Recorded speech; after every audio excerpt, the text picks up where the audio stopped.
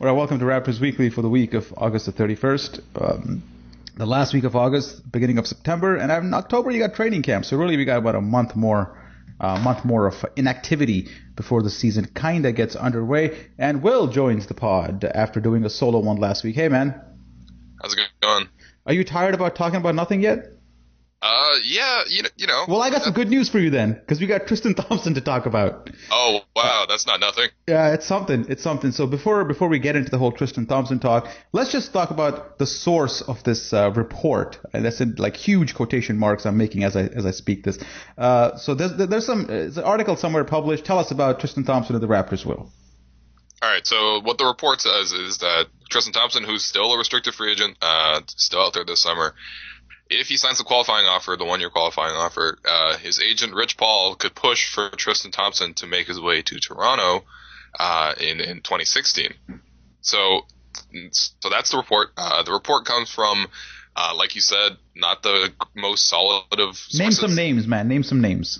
I'm in the news aggregation business, so it's not totally kosher to be dropping reporters here and there, but. It's just not a super credible source. It's from Sheridan Hoops, which granted Chris Sheridan occasionally gets some things right, but yeah. So I'm not totally sold on it. Plus, it's Cleveland, so every national writer is plugged into the situation. So if that were actually a case, which is a very big story, then someone like Windhorst or Mark Stein or Woj would have probably written the story already. So anyway, yeah, that's the rumor. So Tristan Thompson might make his way to Toronto. Do you think that's a good fit? Well, let's just talk about the cap situation first, because mathematically that sounds almost impossible. Because if the Raptors it's pretty much impossible. Yeah, so it doesn't really make sense talking about it. Because if the Raptors do sign DeRozan to a bit of an extension, it doesn't even matter what it is. Even if it's like a $15 million extension, they can't really go after Tristan Thompson, who's going to make like upwards of JV money next season, regardless of what you think of him as a player. What I think of him as a player is that he is an offensive rebounder benefiting from LeBron. He's got no offensive game. He's got a very limited move set when it comes to offense. Defensively, he's a above average player, but then again, so are a lot of other NBA players at that position, and he can't really shoot for that position. Like, he's not a stretch guy, and it really sounds like the Raptors are trying to put a team together which really spreads the court, and I don't know if Tristan Thompson does that. He's a great offensive rebounder, but I don't know if it's worth upwards of 18, 19 million, which is what he's going to get. So no, I'm not a big fan of Tristan Thompson. Yeah, coming to the Raptors at that money. And I think this whole thing is just fueled by him being Canadian. That's all. Yeah.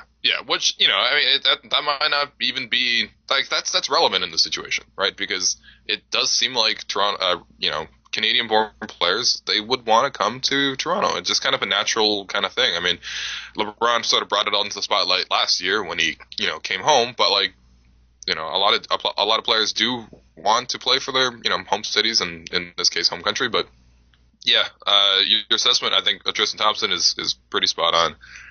And you also got to think of, like, Corey Joseph just happened, right? Let's be frank. The Raptors overpaid for Corey Joseph. He's like, let's be frank. He's like what, an average backup point guard?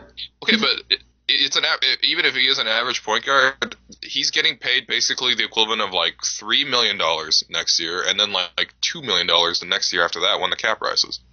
What? Right? Wow, he's getting paid $7 million next year, and then 7.3, and then 7.6, and then 8. What is it? What's his contract again? I thought it was.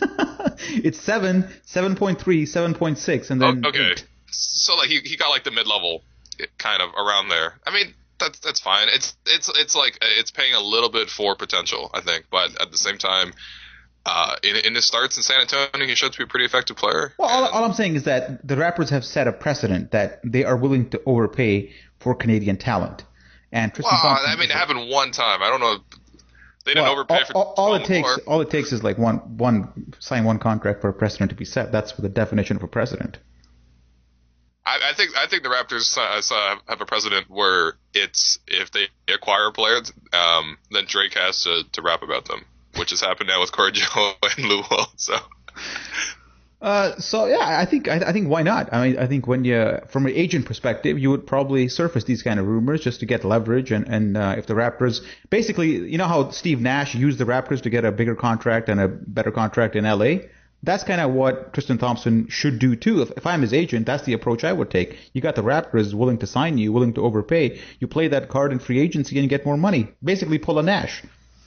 Yeah, I mean, and that would make sense too, because Tristan Thompson is still restricted free agent this summer. He still hasn't reached something with the Cavs, even though apparently the Cavs offered him something around like $80 million over 5 years, which is a ton of money for Tristan Thompson. But apparently he's holding out for actually like the whole max, which is like $94 million.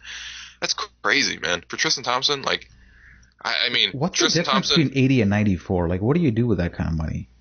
Like, what can you get with 94 that you can't get with 80? Yeah, I mean, I earn much, similar to that amount per year. So, I mean, let me tell you, it's a very different lifestyle. That extra $14 million over 5 years. Now, look, Tristan Thompson is worth more to the Cavs than he is sort of basically anywhere else, because it's like the perfect situation in Cleveland where he doesn't have to do anything except for play really hard, get offensive rebounds, kick it out to LeBron or Kyrie, and then run pick and roll again. And then on defense, he just has to be mobile, be able to switch, gives the Cavs a different look. Yeah. But even though those skill sets are very valuable, I don't want to necessarily shit on Tristan Thompson as a player. It's just that his skill set is not like a universal one. He can't just bring that to every team and be as valuable. And with the Raptors, there's not nearly as much talent on the Raptors as there is on the Cavs. So it doesn't really make sense for the Raptors to pay Tristan Thompson what the Cavs want to pay Tristan Thompson, because he's worth more to the Cavs. So ultimately, I think this is all just like it's a tricky free agency process, and there's no other suitors out there right now for Tristan Thompson because he's missed the boat on free agency this year. So it's basically just Tristan Thompson at the negotiating table with the Cavs alone. And so in this case, it should be the Cavs have the most leverage, and so yeah, the only thing that is trying to get leverage. That's it. Well, you got to mention that he has LeBron on his side on the table as well. So it's not just him versus Cavs. It's him with like LeBron's leg on the stool next to him, and then that's the negotiation. Yeah, look, ultimately he's going to sign the $80 million. He's got another like 2 months to work this thing out. So whatever, it's just going to keep dragging on until last second when Rich Paul announces, "Oh, I've got Tristan Thompson like $90 million over 5 years." Yeah. Let's talk about JV a little bit. I know you covered him on your last podcast, and the extension. I don't think any Raptor fan would have too much issue with it. I haven't checked the comment section at the site, so I don't know what the. And you shouldn't. And you really should. But I think most people are kind of on board with this extension. I think I'd say like 50% of what he's shown and 50% potential. They're kind of on board. At the same time, it's like you're paying a lot of money for a guy who really hasn't proven much in the NBA. Like I'd actually go on and say it's 30% what he's shown and 70% potential. Like that's the. You don't think so? I mean, okay. Do you think do you think Jonas is a league average center at this point? No, I think he's above average. So you think he's above average? Yeah, I think he's slightly above average. Yeah. Like, well, I couldn't give you all centers or just starting centers. I couldn't give you 15 other starting centers like you could say are definitely better than him. Okay, and then you look at someone like Robin Lopez. You got like I think $50 million over 4 years. Yeah. Right. So I mean, Robin Lopez is I would say is like equivalent to Jonas, at least right now, just based on his skill set. But I mean, Robin Lopez is sort of entering, or he's like in his prime. There's not too much potential left, and he got that amount of money, and Jonas only got slightly more than that for his ages 24 to 27 seasons, right? So well, the contract that I'm looking at is Enes Kanter. Oh yeah, that one too. Yeah, that one's the one that makes me feel a little better about this deal. Is that if you're going to play Kanter that kind of money, I'd say JV's more of a player than him. JV can actually jump. So I'm okay from a cap perspective. I'm happy for JV. I think he'll be all right in Toronto. And I just feel that players are getting paid a lot of money, and I'm always forced to think of this in terms of like cap space and percentage than actually what the player, like how good the actual player is. It's like a total mental shift for me, like going back following basketball in the 90s where, oh, this guy got paid X amount because he was this good. Now you got to look everything in terms of the cap, and it doesn't always make sense to me, man. When a guy like Tristan Thompson's commanding 19 and JV's at 15 and DeMarre DeRozan's going to make like 20.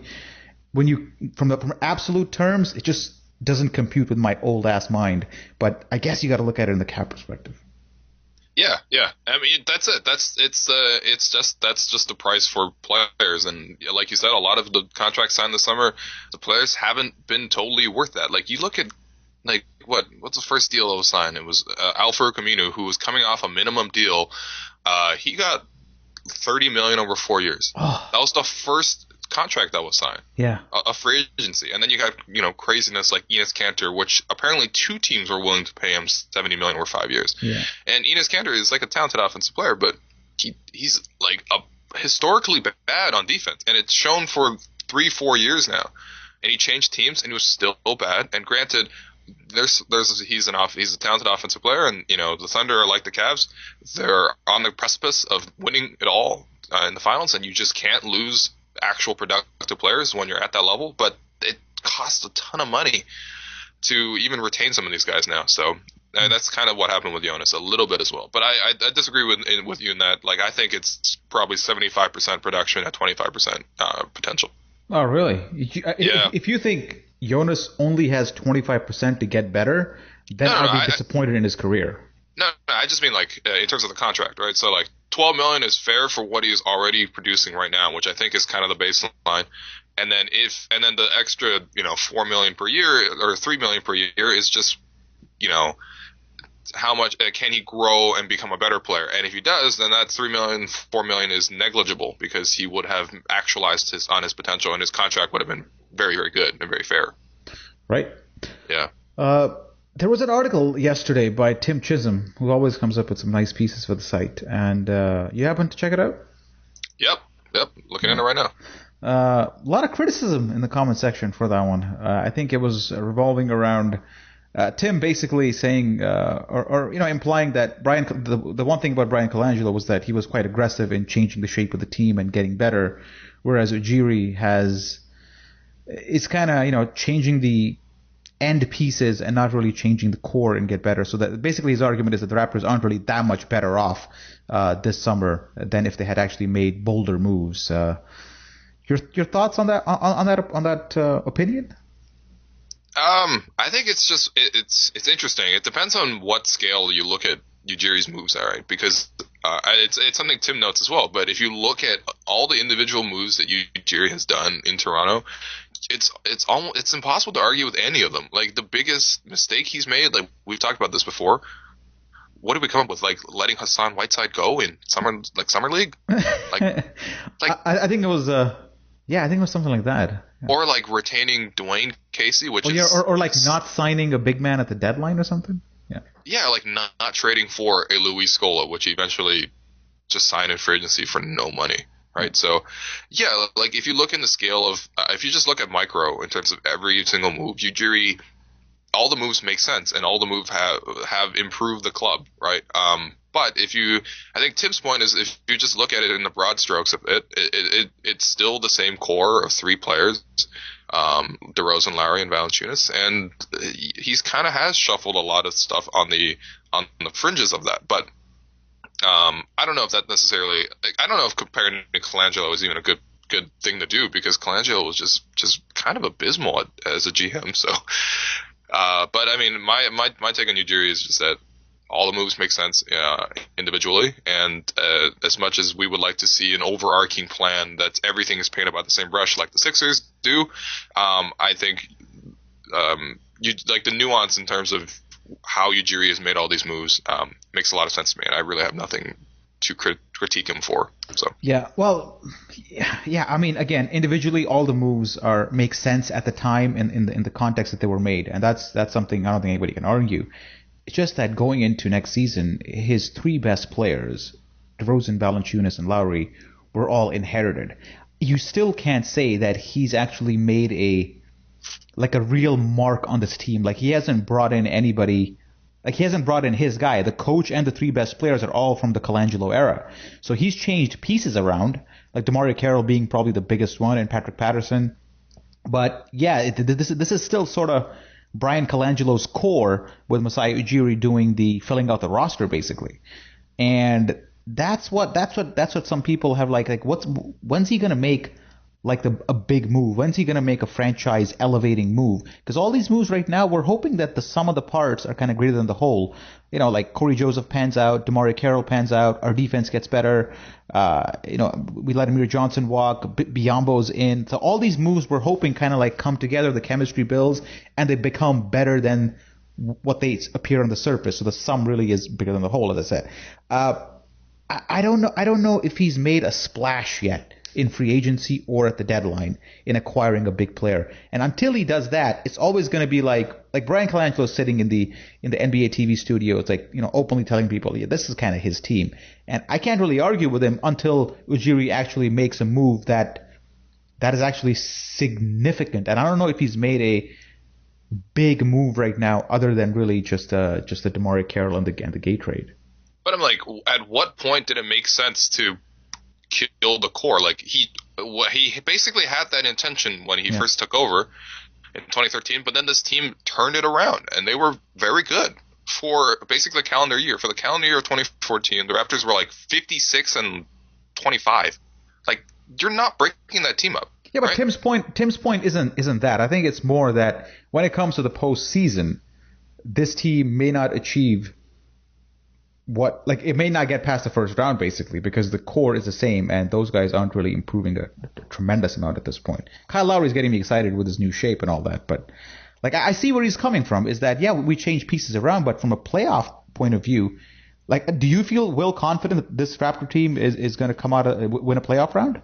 Well, the reason the team got changed the way it currently has is because the Raptors had such defensive flaws that got exposed in the playoffs that Ujiri set out and tried to change that. And while we can argue basically conceptually, has he changed it enough? He hasn't brought in like a Rudy Gobert type to actually cement the defense, but he has changed enough of the pieces around, and it looks like the orientation of the team has changed. I mean, it doesn't make too much sense to me to critique him based on it's still Colangelo's team. Like, this team did nothing of the sort when Colangelo managed this team.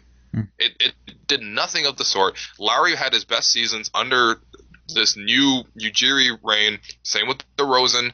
Valanciunas, you can argue, was going to develop to this point anyway. But you can say the same about DeRozan too. I think he was on a trajectory to develop. He wasn't a developed player when Colangelo was here.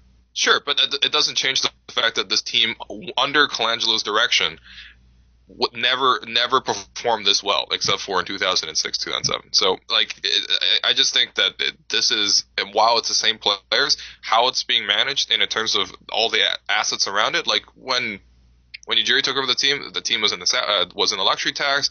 It had very few actual prospect pieces that we're talking about.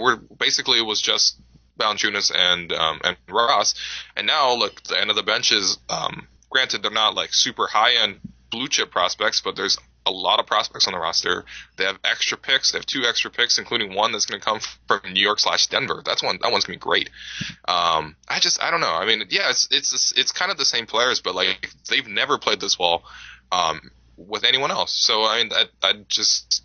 Yeah, it doesn't make any sense. But in terms of the playoffs, yeah, you're right. We really don't know. I mean, it looks like the team is going to be changed a lot stylistically this season, and there's a lot of different pieces to work with.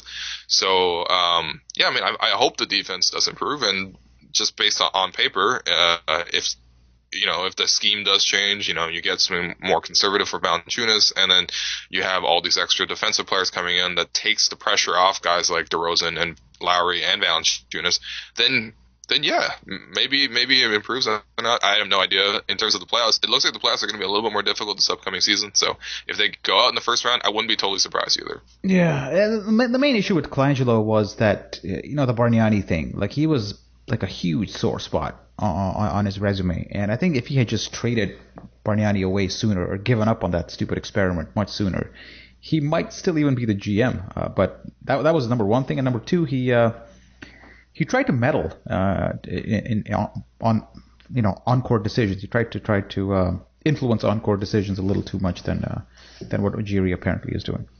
Yeah. Let's take a quick break, man, because we got some Twitter questions which people are going to help us out with, and we're going to take a few of those and then come back and wrap it up.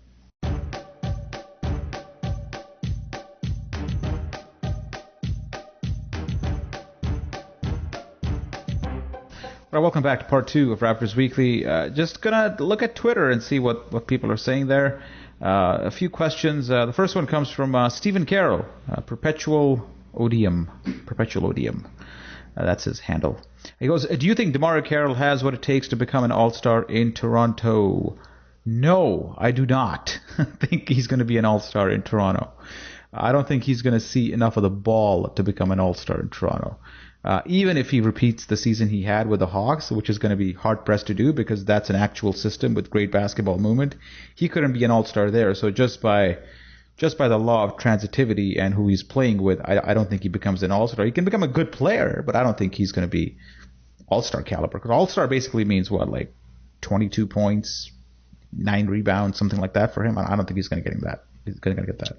Yeah, it's just no one's ever. I mean, even if DeMarre Carroll improves based upon what he did last season, no one's going to necessarily think of DeMarre Carroll as an all-star player, right? If the Raptors are really successful again, or in the first half of the season, if the Raptors are really successful again, it's, guys like Lowry and DeRozan are going to get the first dibs basically at those all-star votes, just conceptually in people's minds, and then after that it's probably Valanciunas. So look, the all-star game is probably out of reach for DeMarre Carroll, and yeah, he could be a very important player, but his game is just not built to be an all-star. And he kind of said it in an interview that he gave to Raptors HQ, where his role, he knows his role, and his role is to play that 3-and-D role. And granted, he will have a little bit more offensive possessions. He talked a little bit about playing pick and roll and stuff, but it's not going to be enough that he's going to suddenly jump to like you said, like 20 plus points per game. So yeah.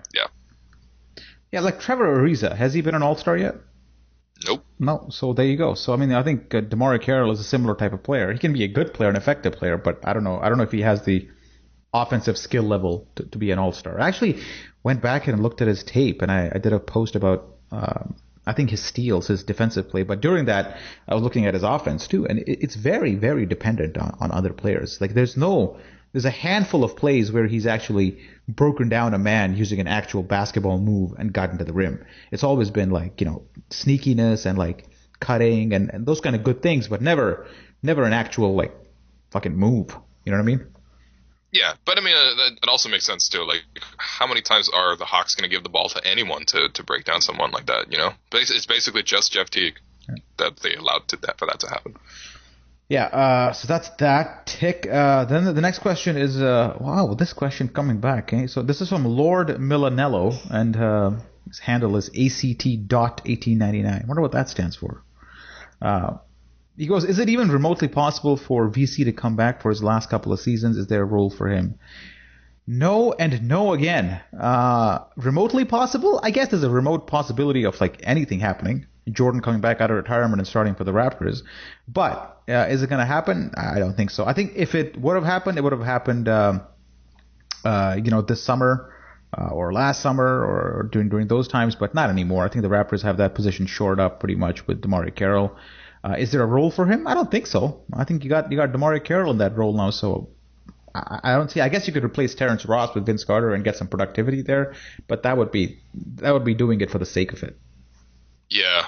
What Vince is like 38, 39 now? Like, I think this is the last season for Vince. Like there's no more last couple of seasons. This is the last season. When his contract runs out, he's just going to be done, or he'll be one of those old players that signs like around February out of nowhere with like a playoff contender to sit on the bench, right? So, and yeah, like you said, man, Vince Carter.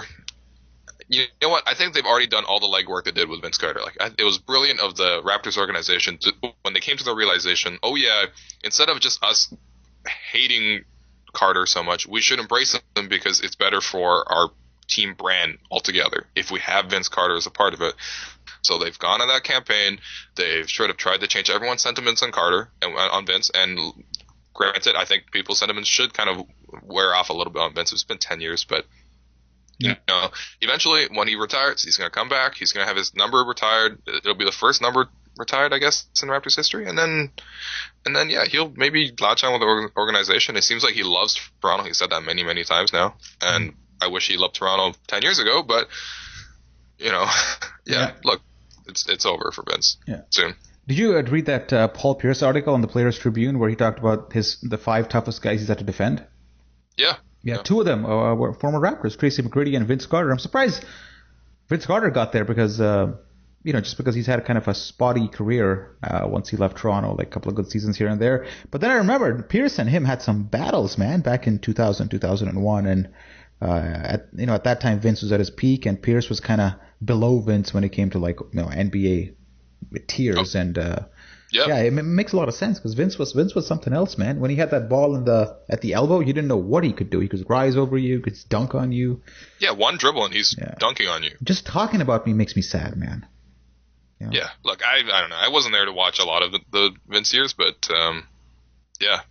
No, he was legitimately like one of the top 10 players in the NBA, and he played in the Raptors. Yeah. That's the only time that's ever happened in Raptors history. Yeah. We got a question from Dante _1024, and he goes, could Bebe? It's Bebe. You call him Bebe all the time. Yeah. It's Bebe.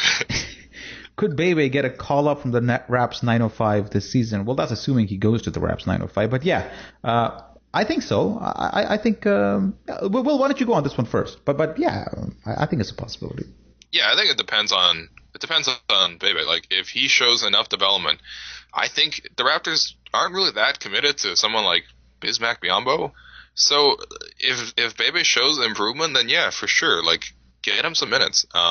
I think that'll undercut into Valanciunas' minutes, but then again, you're not really going to be playing Bebe in sort of important situations anyway. You're just going to be trying to get him 10 minutes per game.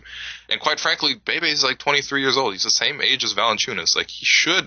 And everything I've seen from him in terms of summer league and stuff, it looks like he has enough ability to play at the NBA level, and definitely has enough size and athleticism. So yeah, it depends on Bebe. But I mean, if it doesn't work out, then yeah, it's just gonna be Bismack Biyombo. Yeah, when I look at Bismack Biyombo's career, I don't think Raptor fans should expect anything of the guy. I think he's a horrible player who just happens to be. Come on, he's very good defensively, man. He's like, not a very good defender, dude. He's good. He tries to block every shot that comes in the paint, but he's not. I wouldn't call him a good defensive player. Like he can't guard guys one-on-one on the block. He doesn't do that. He's a good shot blocker. That's a different thing than being a good defensive player. You can argue that the Raptors could use a good shot blocker though, right? Like we haven't had one for a while. And look, he's a good rebounder. That too. I mean, he played in the system in Charlotte where like it really maximized a player of his talents, but I mean, I think he's a good defensive player, man. I think you're selling him short. He's a horrible offensive player. Like, we're going to be tearing her out many times when a perfect alley-oop's going to be lobbed to him, and it's just going to go straight through his hands and stuff. But defensively, I think he's okay. He's good.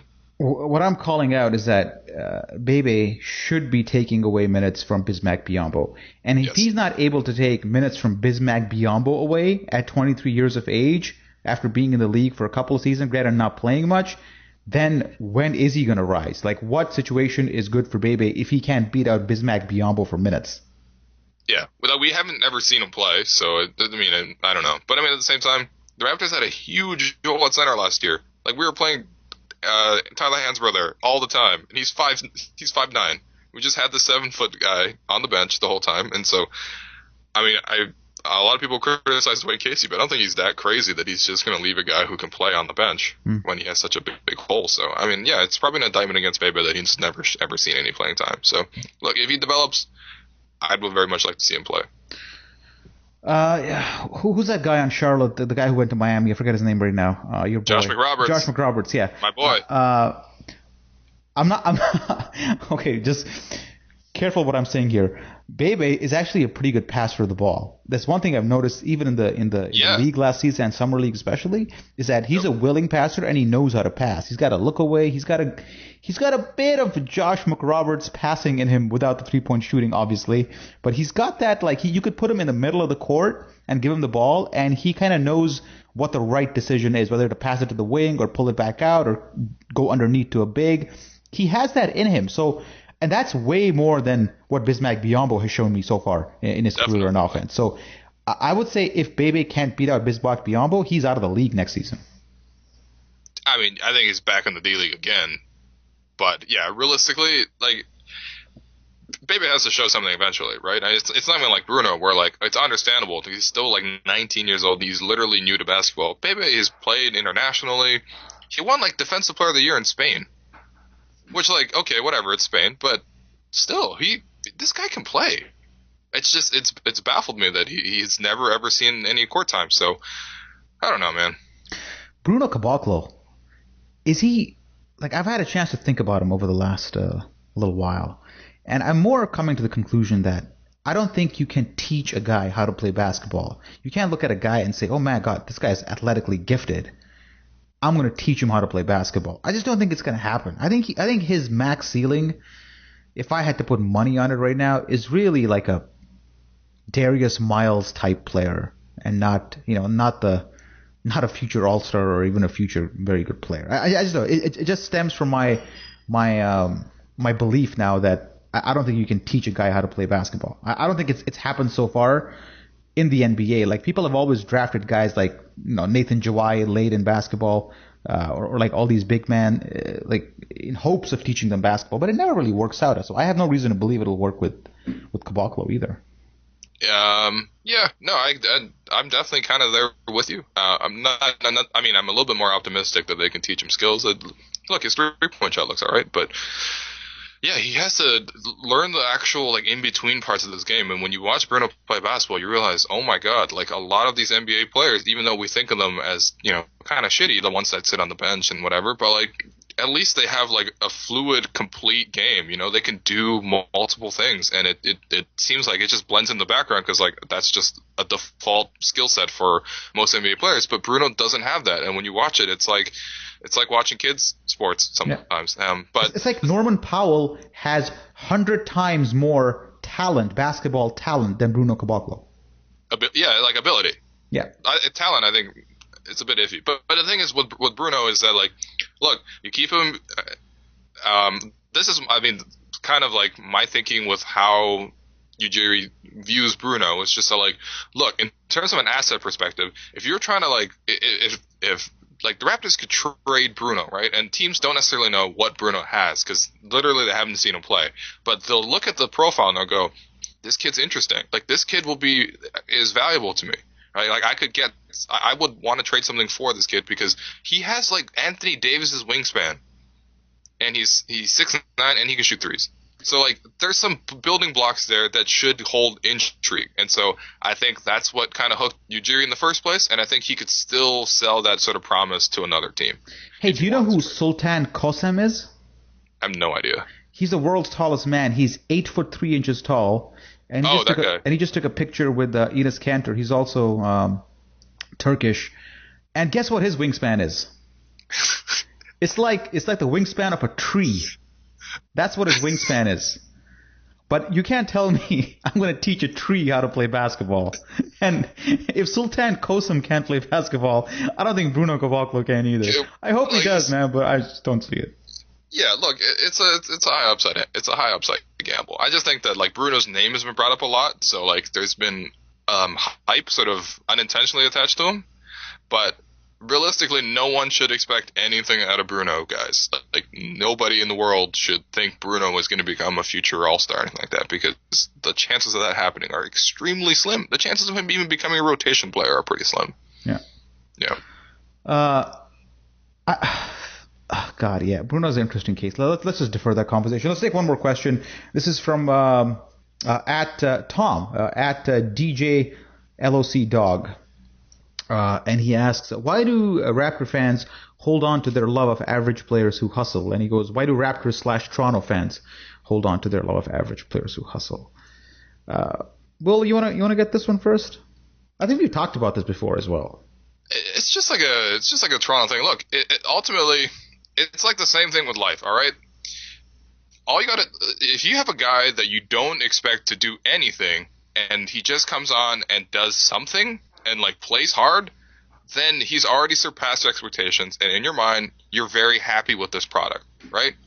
It's like the Tristan Thompson thing. People love Tristan Thompson. Why? Because they don't expect him to do shit all except just play really hard, be good on defense, and just grab offensive rebounds like you're a madman, And then same thing with Dellavedova. It's like that. Those kinds of players. And so I don't even know if it's necessarily a Toronto thing. Like, basically these scrapper guys are valued everywhere, except that means that your expectations your feelings are tied to your expectations. But realistically, your feelings for a player should be tied to more of his production, right? And so I think that's the dissonance a lot of people have. It's just like, wait a second, Tyler Hansbrough is kind of terrible. But if you're just looking at it like, I don't expect anything out of Tyler Hansbrough, and oh my god, he grabbed 3-4 rebounds in like a 2-minute stretch, you're pretty happy with the guy. So it's about expectations. Yeah, so a couple of things. Like, when we say like Tyler Hansbrough is terrible, we have to put it in the right context. Sometimes we go like, this guy averages like 2 points in the NBA, he's horrible. But keep in mind, man, if Tyler Hansbrough came to your local court, he would dominate you guys in every single way. Like, from the wing, he'd be hitting threes on you, he'd be doing all kinds of crazy shit. So in the NBA, he's not as productive, but you take him out of that NBA context and put him on your local gym or even a college game, he's gonna kill you. So yeah, it's not he's a bad player. It's just in the NBA, it just comes off looking a little scrubby. But here's my take on why we love them. It's because, like, subconsciously, deep down, we identify with them. Like, these are guys who appear to be on the NBA court like low skill. They're the closest to a regular human being talent. You know, like, when I look at, like, I remember looking at Rex Walters when he used to play in the NBA. I used to love Rex Walters because he looked like a guy who had no talent, and he looked closest to me. Like, he came like, I identified with him because he looked like a shitty basketball player, and I'm a shitty basketball player, so I identified with him and I rooted for him. But really, I was kind of subconsciously rooting for myself. Is that Freudian enough for you, Will? Yeah, no, that's a good take too. That's yeah. I mean, I didn't subconsciously root for Yao Ming as much as I just straight up was like, that's an Asian guy in the NBA, and I'm so happy about that. How about Satnam Singh, eh? What a marketing ploy pick that was, eh? That guy can't play. He cannot. Man, the only footage of this man playing basketball is like this, like, grainy, like, you know those basketball academy videos? It's like that. There's like 3 minutes of him just like slowly dunking without jumping. Yeah, that's it. It's I mean, at least it's better than what they're doing with the Canadian guy. Sim Bular? Yeah, Sim Bular, yeah. Like, come on, man. Like, someone wrote about this. I think this guy on Twitter, it's Myanmar. He's a jazz blogger. But basically, it was like, look, he's of Canadian Indian descent. Like, Sim Bular is not the first Indian player to play in the NBA. He's like Jeremy Lin. He's like born here in America, or in Canada, I guess, and he just happens to be of Indian descent. But like the league trumpeted up as, oh my god, here's the first Indian player, and yeah, well, they don't say, they say Indian origin player, not Indian player. Yeah, but he sucks, man. The guy sucks. Like, if you shrink him down to like 6'5", he'd be horrible. I mean, I just don't think physically right now he's up to par with the NBA game. I don't think he's up to par with U.S. high school basketball game. I mean, come on, you just dump the ball down on him and he could dunk on some 6'6" dude. But like, Sim right now, he's not an NBA player, and he got brought up, and it was good press for both the league and the Kings, and both those parties could use it. So I don't know. When I made that comment, I was referring to more Satnam Singh, not so much Sim Bular, because Satnam Singh is just a marketing ploy. Sim Bular, actually, I've seen him play on a court, and he's not. No, he's pretty bad. Like, he uses his size all the time, but he has a little bit of skill. But I don't think Satnam Singh has anything. Like, he could play at the international level, where the game's a little bit slower. You know what I mean? So it's just not the NBA. It's too athletic for him. Like, he's too fast. All right. Will, I think that's all I got today, man. We talked about a bunch of things. JV we covered, right. Tristan Thompson, Tim's article, Twitter questions. Good to see Man United lost today, so that's always good. Anything else you want to add before we sign off? Did you watch that Arsenal and Liverpool game? Yeah, it was horrible. Last week? You don't like it, huh? Yeah. Peter Cech finally came up big for you guys. And by finally, I mean, like, this is fucking early as shit in the season, but like, some of those saves, man. The one he made on Coutinho? Yeah, I think Liverpool should have won that game. They had the better chances. Felt like, yeah. They hit like fucking 3 crossbars. Yeah. The save on Benteke as well. But at the end of the day, though, I think the Ramsey goal that Arsenal scored probably, it should have counted. It wasn't offside. That was onside. Apparently, I think Roger said after the game that his jersey was offside, which is hilarious because like Arsenal has the tightest jerseys in the league.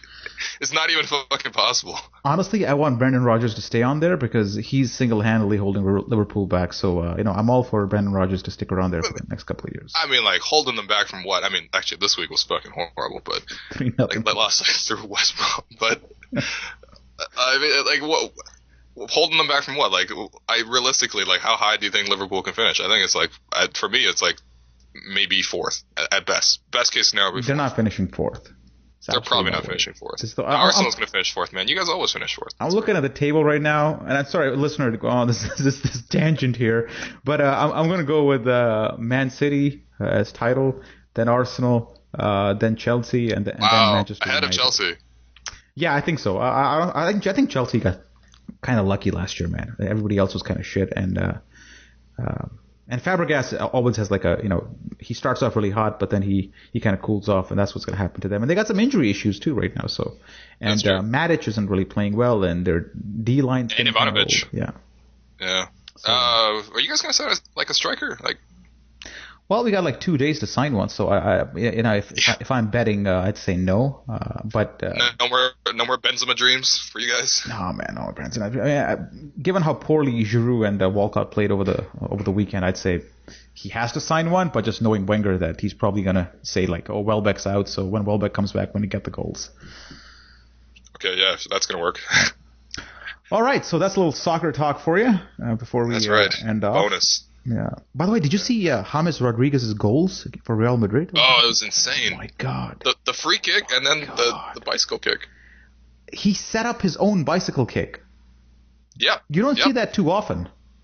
Yeah, it's I don't know. I saw some people on Twitter going crazy about it, saying that Rodriguez might be the best player on Real Madrid, which is like that's too far. I mean, no, but what Ronaldo's still the best player, but man, in like 2 seasons, yeah, for sure. What it does highlight is that people who call for Isco to starting, Isco to start ahead of James Rodriguez. No, man, there's a reason Isco sits on the bench and it's James Rodriguez. Isco is not the player that Rodriguez is, and people who complain about like Isco starting and all that, just shut up, man. He's way below Rodriguez. I mean, that's crazy though, because Isco's like incredibly talented. He would start basically anywhere else as well. He has a horrible habit of hanging on to the ball way too long. Like he'll be on a run and he just will not release it. He'll just hang on to it thinking he's going to do something, and he ends up like turning it over. That's his main problem. Until he does that, there's a lot of those players in Real Madrid though. And a lot of them actually sit on the bench because of that. I mean, their starting players don't act like that unless your name is. Marcelo kind of does that too. Yeah, he's allowed to do that though. He plays at the back a little more, so it's all right there. Yeah, I guess you could. Yeah, that's true. All right. Oh, that's some La Liga talk in there for you too. Okay, so that's right. We gotta get the Serie A talk. What do you think of Balotelli's move back to AC? Have you seen his shoe, by the way? Yeah, the one with the mohawk on the back. Yeah, that's creative, man. That is no one wants to wear that. But still, it's a creative idea. I don't know who's gonna buy it, but it's not a bad it's not a bad idea. I'm following Serie A a little bit closely this year because of Chesney's loan to Roma. Okay. But it's the same old story there, though, man. I mean, it's the league's kind of, it's Juventus. They spent a lot of money this summer. I didn't realize that until I heard some of the preview podcasts. Which, by the way, if you guys are looking for a real football podcast, Football Ramble, that one's good. Yeah, Football Weekly too from The Guardian. That one's good too. That was like the more clean cut version of Football Ramble, really, and better production quality. Yeah, but I mean, I like guys with thick accents saying, bangers and bants. Yeah, stuff like that. Yeah, so AC Milan's a bit stronger this year, and then actually Roma and Juventus are playing right now. I might catch that. Juve looks kind of, I don't know, it's a bit shaky. They've lost a lot of players. Yeah, but they're one of those teams that they still got a strong D though. So I don't know. It's too early in the Serie A season to say anything because they're like one game in. But give me 5 games and I'll have an opinion there. But for now, it's good to see like Milan be a little more back this year. Like they signed some good players over the summer, so they're going to be maybe Champions League contenders this season. So which is good to see because you hate to see a club like that kind of 13th, 14th fall off that far. Yeah, it's not cool. Yeah.